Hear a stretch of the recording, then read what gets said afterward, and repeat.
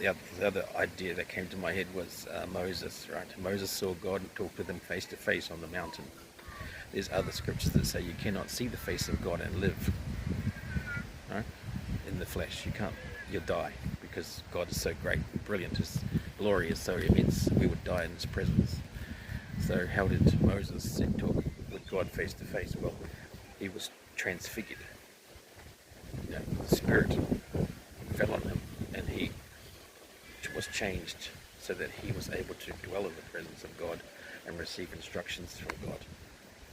So if you just take the scriptures literally, you wouldn't come to that conclusion. You'd be like, oh, they contradict.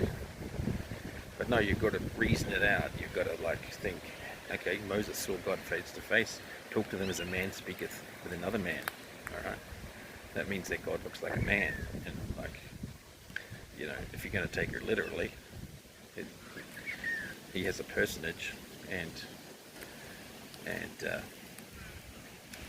he is able to reveal himself to mankind, right? So if you're going to believe that, and then you're going to go and say, oh, but no one can dwell in His presence because they're going to die. Well, then you just said what happened to Moses was not true. Therefore, everything that Moses revealed to us is probably not true.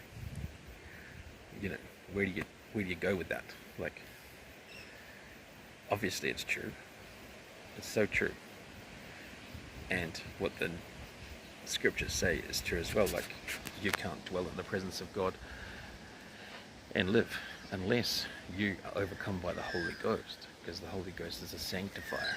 He's a cleanser. He purifies us so that we can dwell in God's presence. That's what His role is. And He can do that on a temporary basis, right? He can do it just for us to receive a message, and then not. And then He goes away.